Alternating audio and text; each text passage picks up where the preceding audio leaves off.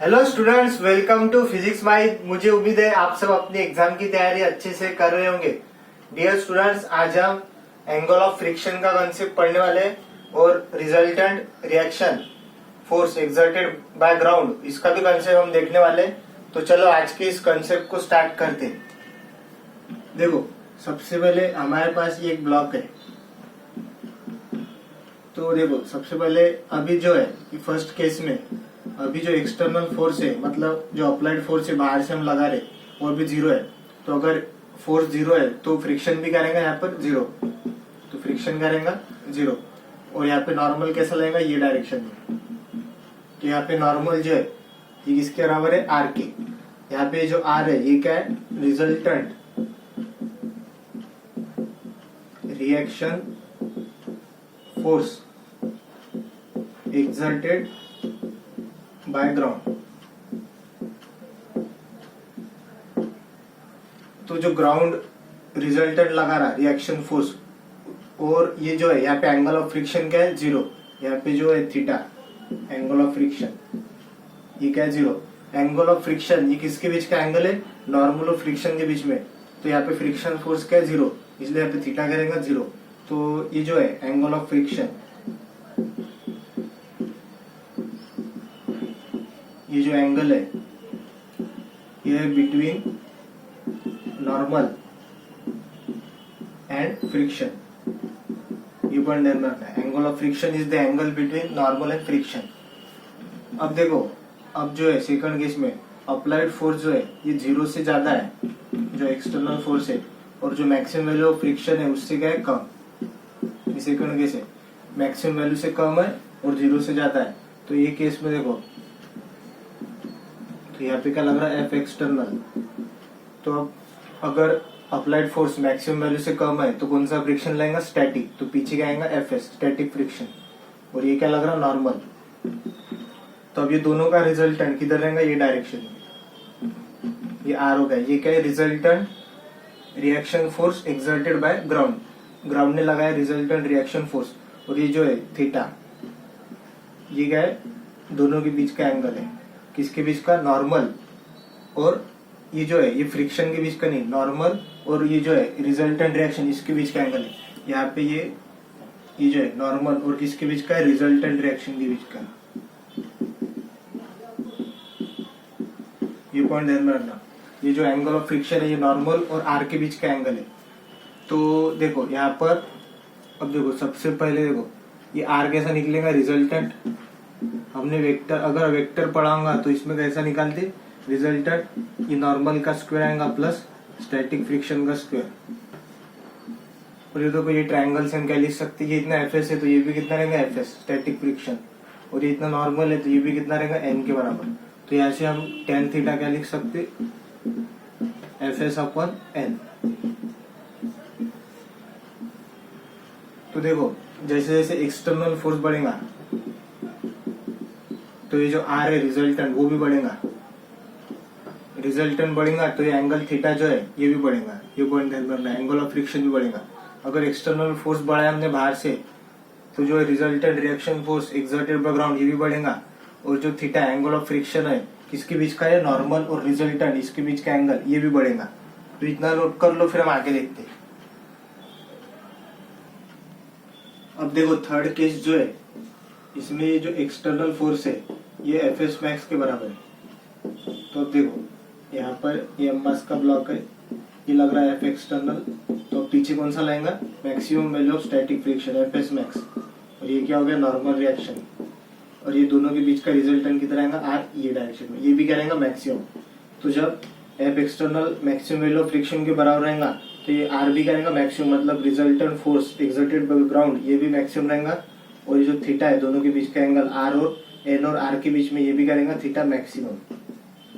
तो देखो यहाँ पे अगर ये निकालना है आर मैक्सिमम तो कितना आएगा, N square plus F S max का स्क्वायर। और एफ एस मैक्स ये क्या रहता, म्यू एस इंटू एन। तो यहाँ पर हम लिख सकते हैं F S max mu S into N. उसके बाद टेन थीटा मैक्सिमम ये क्या आएगा, देखो यहाँ से ये इतना साइड क्या है, F S max upon N. तो एफ एस मैक्स किसके बराबर है, mu S into N upon N. तो एन से एन गया तो टेन थीटा मैक्स ये किसके बराबर आएगा, म्यू एस के।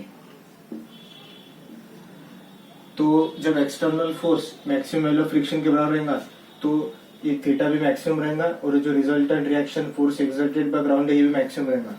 तो इतना नोट कर लो, फिर हम आगे देखते हैं। अब देखो इसमें हम फोर्थ केस डिस्कस कर दे।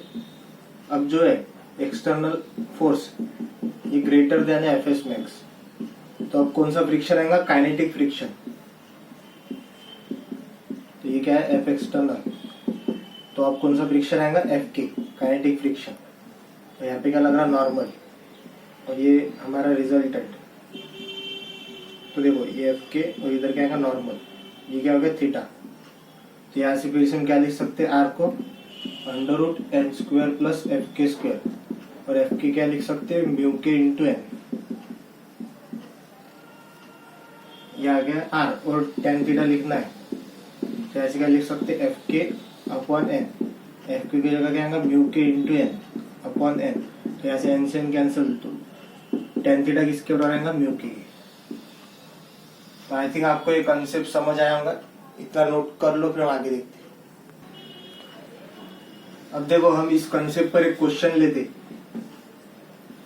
देखो हमारे पास एक 10 kg का ब्लॉक है और यहाँ पे जो एक्सटर्नल फोर्स है ये हमें दिया है 30 न्यूटन का, और कोएफिशिएंट ऑफ स्टैटिक फ्रिक्शन दिया है 0.5, और काइनेटिक फ्रिक्शन जो है कोएफिशिएंट ऑफ काइनेटिक फ्रिक्शन ये दिया है 0.4।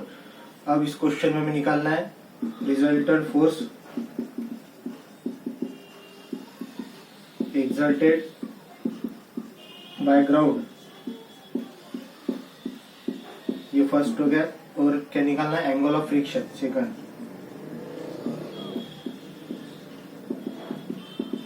देखो इस क्वेश्चन को ऐसा करेंगे, सबसे पहले देखो यहाँ से नॉर्मल रिएक्शन ये कितना आएगा, 100।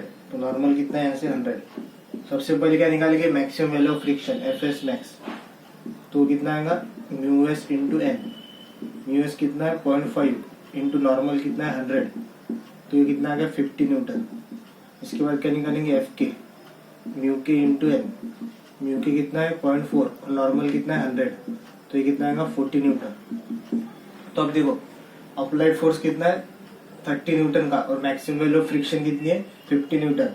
तो यहाँ से देखो क्या लिख सकते हैं, maximum value of friction is greater than applied force, क्योंकि मैक्सिमम वैल्यू कितनी है, 50 की, और अप्लाइड फोर्स कितना है, 30 न्यूटन।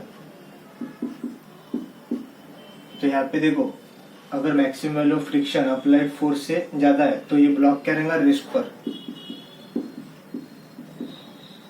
ब्लॉक चलेगा नहीं। तो यहाँ पे काइनेटिक फ्रिक्शन तो लगेगा नहीं, तो कौन सा फ्रिक्शन लगेगा, स्टैटिक फ्रिक्शन, जो कि किसके बराबर रहेगा, अप्लाइड फोर्स की। और कितना लगेगा, अप्लाइड फोर्स कितना है, 30 न्यूटन। तो देखो इस डायग्राम में देखो अब पीछे कौन सा फ्रिक्शन लग रहा है, स्टैटिक, कितना लग रहा है, 30 न्यूटन का। और ये क्या हो गया, रिजल्टेंट आर, ये हमें निकालना है। ये हो गया थीटा, एंगल ऑफ फ्रिक्शन।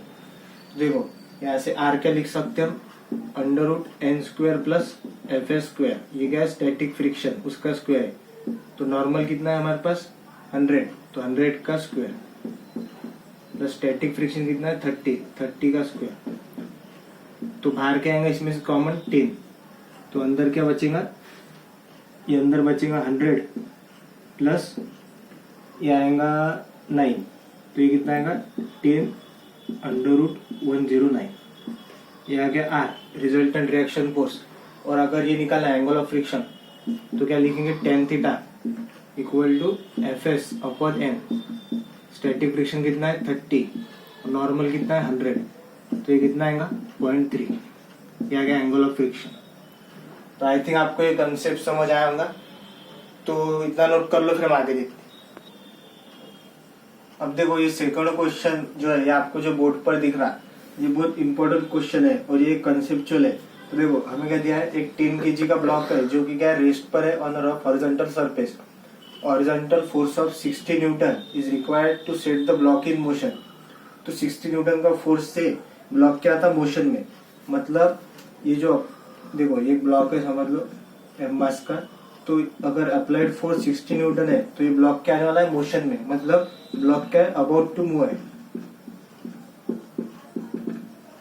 तो 60 न्यूटन का अगर फोर्स लगाएंगे तो ब्लॉक चलना स्टार्ट करेगा। तो यहाँ पे फ्रिक्शन कौन सा लगेगा, मैक्सिमम वैल्यू ऑफ फ्रिक्शन कितना आएगा एफ एस मैक्स, कितना लगेगा mu S M G, mu S into N, N के यहाँ पे एम जी नॉर्मल रिएक्शन।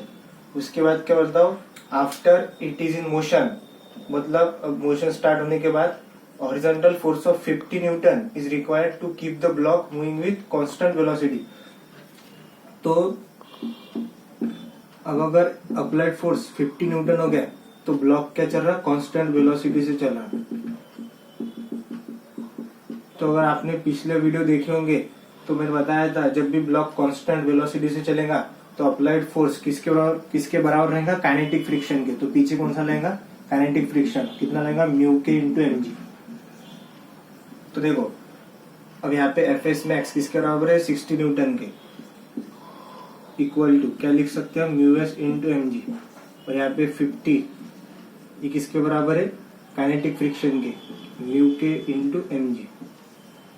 तो अब दोनों का अगर रेशियो लेंगे 60/50 is equal to mu S upon mu K, तो म्यू एस अपॉन म्यू के कितना आएगा 6/5। तो ये बहुत इंपॉर्टेंट क्वेश्चन है। तो आई थिंक आपको ये कंसेप्ट समझ आए होंगे। तो मिलते हैं स्टूडेंट्स नेक्स्ट वीडियो में, तब तक के लिए आप पढ़ते रहिए।